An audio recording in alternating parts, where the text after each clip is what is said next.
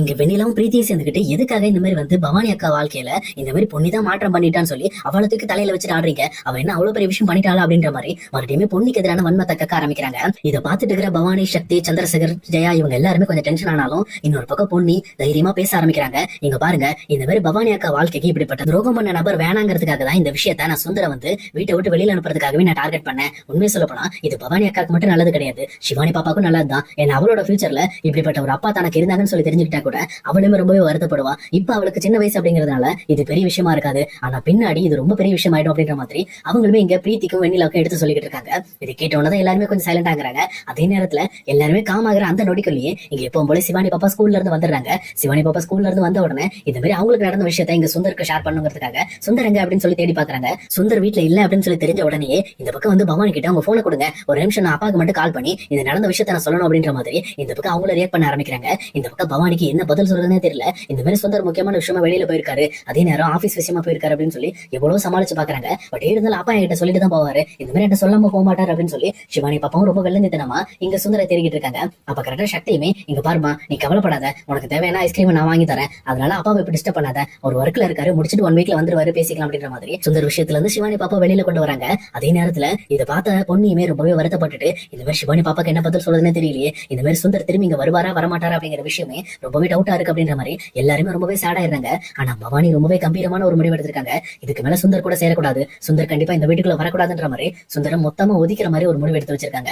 ஆனா இன்னொரு சைடு இங்க சக்தியுமே கண்டிப்பா வந்து வேற ஏதாவது இருக்கிற வழி இருக்கும், ஏதாவது ஒண்ணு பண்ணணும் அப்படின்ற மாதிரி எல்லாருமே பயங்கரமான குழப்பத்துல இருக்காங்க. அதே நேரம் பொண்ணியுமே இப்போ முளக்கில இருக்க வேலையெல்லாம் முடிச்சதுக்கு அப்புறம் அவங்களும் மாடிக்கு போயிட்டு இந்த பக்கம் அவங்க குடிசையில அவங்க அம்மா கிட்ட நடந்த விஷயத்தை பத்தி சொல்லிக்கிட்டு இருக்காங்க. எனக்கு என்னமோ என் மனசுக்கு சரின்னு பட்டது செஞ்சிருக்காமா, இதனால சிவானி பாப்பாவோட வாழ்க்கைக்கு மட்டும் எதுவும் ஆகாம இருக்கணும் அப்படின்ற மாதிரி அவங்களும் கடவுள்கிட்ட வேண்டிட்டு இருக்க மாதிரி பேசிட்டு இருக்காங்க. அதே நேரத்துல சக்தியுமே பரவாயில்ல பொண்ணி, நீ பண்ண விஷயம் ரொம்பவே பெரிய விஷயம், நீ இன்னைக்கு ஒரு விஷயத்தை வெளியில கொண்டு வந்ததுனாலதான் சுந்தர் யாருன்ற விஷயம் இந்த வீட்டுக்கே தெரிஞ்சது, அது மட்டும் இல்லாம இப்படிப்பட்ட ஒரு கேடுகாரனை இனிமேல் இந்த வீட்டுக்குள்ள நாங்க சேர்க்க மாட்டோம் அப்படின்ற மாதிரி எங்க சக்தியுமே ரொம்ப பேசிக்கிட்டு இருக்காரு. இதெல்லாம் கேட்ட பொண்ணியுமே ரொம்பவே வருத்தப்பட ஆரம்பிக்கிறாங்க. அதாவது இங்க சுந்தர் இந்த வீட்டை விட்டு போனதுக்காக வருத்தப்பட ஆரம்பிக்கல, ஆனா இங்க சுந்தர் வீட்டை விட்டு போனதுனால பவானியும் சிவானி பாப்பாவும் ரொம்பவே கஷ்டப்படுறாங்களே அப்படின்னு சொல்லிட்டு அவங்களுமே ரொம்பவே சேடா யோசிக்க ஆரம்பிக்கிறாங்க. அதே நேரம் இன்னொரு பக்கம் இப்போ போல இங்க பிரீத்தி வெண்ணிலாவும் கண்டிப்பா இந்த விஷயத்துல நம்ம சும்மா இருக்கக்கூடாது, சுந்தர் என்னன்னா மறுபடியுமே ஏதாவது எக்ஸ்கியூஸ் பண்ணி இந்த வீட்டுக்கு வந்து சேர்க்க பார்க்கணும், ஏன்னா அவர் பண்ண தப்பு தான், பட் இருந்தாலும் இப்ப அவர் இங்க சிவானி பாப்பாவையும் பவானி அக்காவையும் பிரிஞ்சிருக்கிறது பெரிய தப்பு, ஏன்னா மறுபடியும் எப்படினாலும் அவங்க வாழ்க்கையில ஒண்ணு சேரதான் போறாங்க, அதனால அந்த விஷயத்த புண்ணிய பண்ண விடக்கூடாது, நாமளா பண்ணணும் அப்படின்ற மாதிரி இவங்களே ஒரு முடிவு எடுக்கிறாங்க.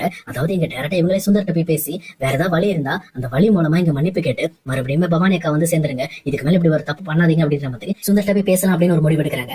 அதே நேரத்துல இன்னொரு பக்கம் சுந்தருமே தன்னோட அப்பா அம்மா கிட்ட போய் சொல்லிட்டு தான் இந்த பக்கம் அவங்க வீட்லயே இருக்காரு. அவருக்குமே என்ன பதில் சொல்றதுன்னு தெரியல. இந்த மாதிரி வீட்டை விட்டு துரத்திட்டாங்கன்னு மட்டும் சொன்னோம் அப்படின்னா இந்த மாதிரி நம்ம வீட்டுல இருக்கவங்க எல்லாமே என்ன ஆகும், அது மட்டும் இல்லாம இப்பதான் நம்ம அப்பாவுக்கு ஹார்ட் ஆபரேஷன் நடந்திருக்கு, அவருக்கு இப்பதான் உடம்பு சரியா இருக்கு, இப்ப போய் இந்த ஒரு அதிர்ச்சியான விஷயத்தை நான் அவர்கிட்ட சொன்னா கண்டிப்பா அவர் பயங்கரமா பாதிக்கப்பட்டுவாருன்னு சொல்லி இந்த விஷயத்தை நினைச்சு சுந்தரமே ரொம்ப வருத்தப்பட்டு இருக்காரு. இன்னொரு பக்கம் நம்ம ரொம்ப தப்பு பண்ணிட்டோம், இருந்தாலும் நம்ம இவ்வளவு பெரிய தப்பு பண்ணிருக்க கூடாது அப்படின்ற மாதிரி யோசிச்சாலும் அவங்களை மாட்டி விட்ட பொண்ணியை பத்தி ரொம்பவே கோபமா யோசிக்க ஆரம்பிக்கிறாரு. நான் இப்படி ஒரு நிலைமைக்கு வர்றதுக்கு காரணமே அந்த பொண்ணி தான், அந்த பொண்ணி தான் முதல்ல முடிக்கணும் அப்படின்ற மாதிரி ரொம்பவே கோபப்படுறாரு. அந்த கோபத்தோட அவரும் போய் ட்ரிங்க்ஸ் பண்ண ஆரம்பிக்கிறாரு.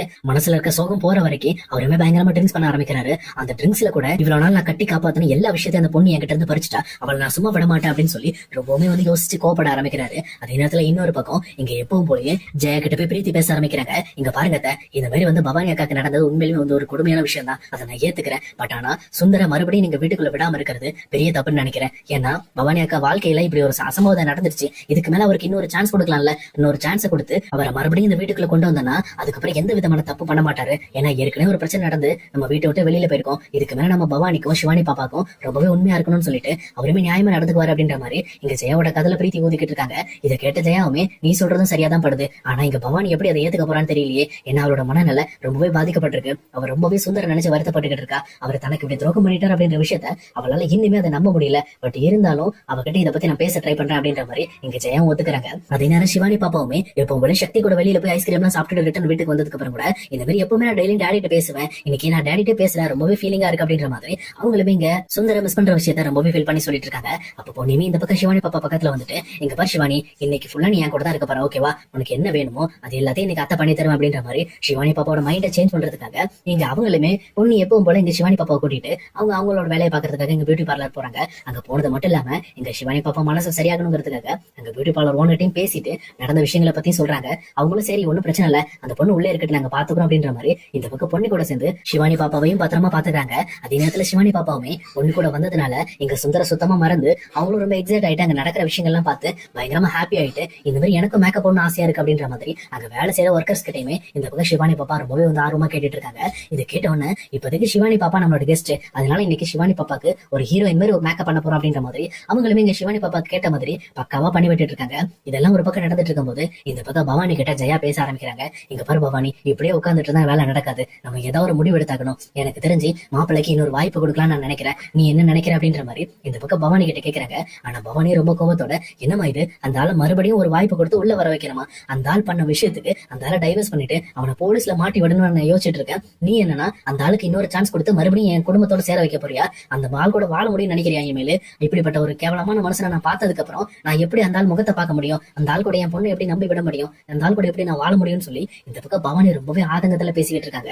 இதெல்லாம் பார்த்துட்டு இருக்கிற ஜெயாவுமே, இங்க பாருமா, நீ சொல்றதெல்லாம் சரிதான், நான் ஒத்துக்கிறேன், அவர் தப்பு பண்ணிட்டாரு, பண்ணலன்னு நான் சொல்லல, பட் ஆனா அதுக்கு ஒரு மன்னிப்பு கொடுக்கணும்ல. இது வரைக்கும் நமக்கு தெரியாம இருந்துச்சு, இப்ப பொண்ணு மூலமா நமக்கு தெரிஞ்சது நல்ல விஷயம் தான். அந்த விஷயத்தினால அவரை கூப்பிட்டு மறுபடியுமே நம்ம இதுக்கு மேல இப்படி தப்பு பண்ணக்கூடாதுன்னு ஒரு வான் பண்ணி இனிமேல் சிவானி பாப்பா லைஃபுக்காக இப்படி ஒரு முடிவு நீ எடுக்கணுமா? தயவு செஞ்சு நான் சொல்றது யோசி அப்படின்ற மாதிரி அவங்களும் சொல்லிக்கிட்டு இருக்காங்க.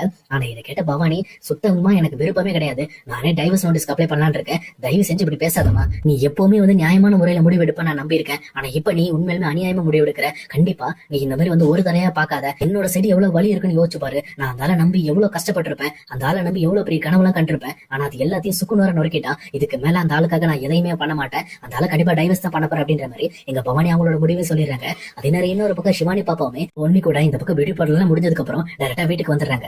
வீட்டுக்கு வந்த உடனே இந்த பக்கம் ரொம்பவே ஹாப்பியா இந்த பக்கம் துள்ளி குதிச்சு விளையாண்டுட்டு இருக்காங்க. அப்பா கிட்ட எப்பயாவது பேசலாமா அப்படின்ற மாதிரி இங்க ஜெயா கிட்டையும் போன கேக்குறாங்க. இந்த பக்கம் ஜெயாக்கு என்ன பண்றதுனே தெரியல, இந்த மாதிரி சிவானி பாப்பானா எப்படி சமாளிக்கிறது அப்படின்னு சொல்லி தெரியாம அவங்களும் அப்படியே மிரண்டு போய் நின்றுட்டு இருக்காங்க. அதே நேரத்துல இங்க கரெக்டா பக்கத்துல இருக்க ஜெயாவோட போன் எடுத்து இங்க சிவானி பாப்பாவுமே நேரட்டா சுந்தருக்கு கால் பண்ணிருக்க. அப்பா எங்க இருக்கீங்கப்பா, நீங்க ஏதோ வேலை விஷயமா வெளியில போறீங்கன்னு கேள்விப்பட்டேன், என் கூட நீங்க பாய் கூட சொல்லாம போயிட்டீங்க அப்படின்ற மாதிரி இங்க சிவானி பாப்பா சுந்தர்கிட்ட பேச ஆரம்பிக்கிறாங்க. அதே நேரம் சுந்தருமே இங்க பயங்கரமா ட்ரிங்க்ஸ் பண்ணிட்டு இருந்ததுனால ரொம்ப போதையில, சிவானி பாப்பா ஏமா அப்பாவை ரொம்ப மிஸ் பண்றியா, அப்பா தப்பு பண்ணிட்டமா, இனிமேல் அப்படி பண்ண மாட்டேன் அப்படின்ற மாதிரி பயங்கரமா அந்த போன்ல ஃபீல் பண்ணி அழ ஆரம்பிக்கிறாங்க. சொல்ல போனா இதுக்கு மேல சிவானி பாப்பாக்கு இப்படி ஒரு துரோகத்தை பண்ண மாட்டேன் அப்படின்ற மாதிரி ரொம்பவே ஃபீல் பண்ணி அழ ஆரம்பிக்கிறாங்க. உடனே சிவானி பாப்பாவுமே, என்னப்பா எதுக்காக அழறீங்க, இப்படிலாம் அழக்கூடாது, நீங்க ஒர்க் இருக்குன்னு சொன்னீங்கல்ல, நீங்க ஒர்க்கை முடிச்சுட்டு சீக்கிரம் வீட்டுக்கு வாங்க, அல்லது நம்ம ஒர்க்கை கூட அப்புறம் பாத்துக்கலாம், நீங்க நாளை காலையில கிளம்பி வீட்டுக்கு வாங்க அப்படின்ற மாதிரி இந்த பக்கம் சிவானி பாப்பாவும் சுந்தர் கிட்ட ரொம்பவே ஆர்வமா பேசிட்டு இருக்காங்க. இதெல்லாம் பார்த்துட்டு இருக்கிற பொன்னி, சக்தி, ஜெயா, பவானி இவங்க எல்லாருக்குமே மனசே ரொம்ப நொறுங்கி போயிருது. இந்த பக்கம் எப்படி சிவானி பாப்பாவை சமாளிக்கிறது அப்படிங்கிற விஷயமே இவங்களோட மனசுல ரொம்ப பெரிய காயமாவே ஆயிடுது.